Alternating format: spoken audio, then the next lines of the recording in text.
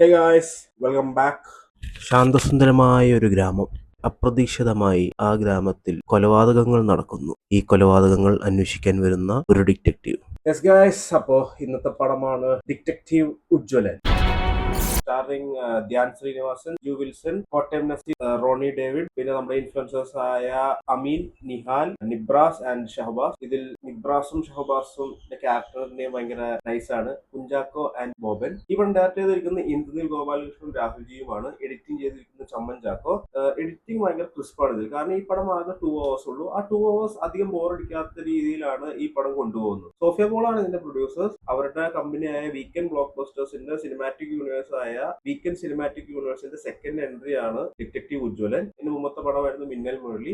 ഇത് ഇവർ കണക്ട് ചെയ്യുമോ ഇല്ലയോ എന്നറിയില്ല. അവരുടെ ഒരു സിനിമാറ്റിക് യൂണിവേഴ്സിൽ വരുന്ന ഒരു പടമാണ് ഡിറ്റക്റ്റീവ് ഉജ്ജ്വലൻ. അവരുടെ സിനിമാറ്റിക് യൂണിവേഴ്സിന്റെ തേർഡ് ഇൻസ്റ്റാൾമെന്റ് ആയിട്ട് ഇനി 2026 വരാൻ പോകുന്നത് ജാംബിയാണ്. അതൊരു സോംബി ജോണറിൽ വരുന്ന ഒരു മൂവിയാണെന്നാണ് ഞാൻ അറിഞ്ഞത്. ഡിറ്റക്റ്റീവ് ഉജ്ജ്വലിനെ നമുക്കൊരു ഡീസെന്റ് മർഡർ മിസ്റ്ററി അല്ലെങ്കിൽ ഹൂഡണിക് മിസ്റ്ററി ആയിട്ട് നമുക്ക് കാറ്റഗറൈസ് ചെയ്യാൻ പറ്റും.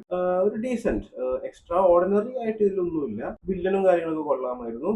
ആ ഒരു അത്യാവശ്യം ഒരു തിയേറ്ററിൽ പോയി കാണുന്ന സമയത്ത് നല്ല രീതിയിൽ ചീസ് തരാൻ കഴിവുള്ള ഒരു വില്ലൻ തന്നെയാണ് ടീമിന്റെ അകത്ത് ഇവർ കൊണ്ടുവന്നിരിക്കുന്നത്. പക്ഷെ ഇതിന്റെ വില്ലന്റെ ബാക്ക് സ്റ്റോറിയും കാര്യങ്ങളൊക്കെ വരുമ്പോൾ ഭയങ്കര വീക്ക് ആയിരുന്നു. പടത്തിന്റെ ഫസ്റ്റ് ഹാഫ് അത്യാവശ്യം ഡീസെന്റ് ആയിട്ടും സെക്കൻഡ് ഹാഫ് ഒരു ഇമോഷണൽ ട്രാക്ക് പിടിച്ചാണ് പോകുന്നത്. ഇമോഷണൽ ട്രാക്ക് അത്ര വർക്ക്ഔട്ട് ആവണ്ടായിരുന്നില്ല.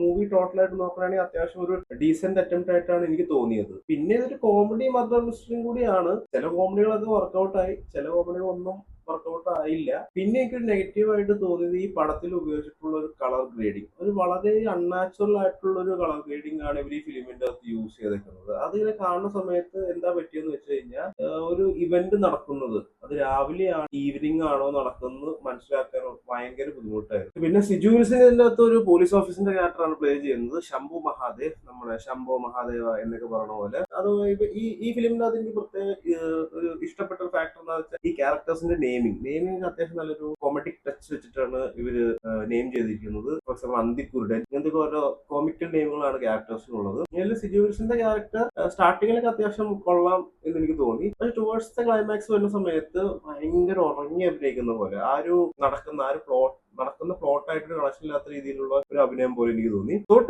ഡിറ്റക്റ്റീവ് ഉജ്ജ്വലൻ എനിക്ക് അത്യാവശ്യം ഒരു ഡീസെന്റ് മർഡർ മിസ്റ്ററി മൂവി ആയിട്ടാണ് എനിക്ക് തോന്നിയത്.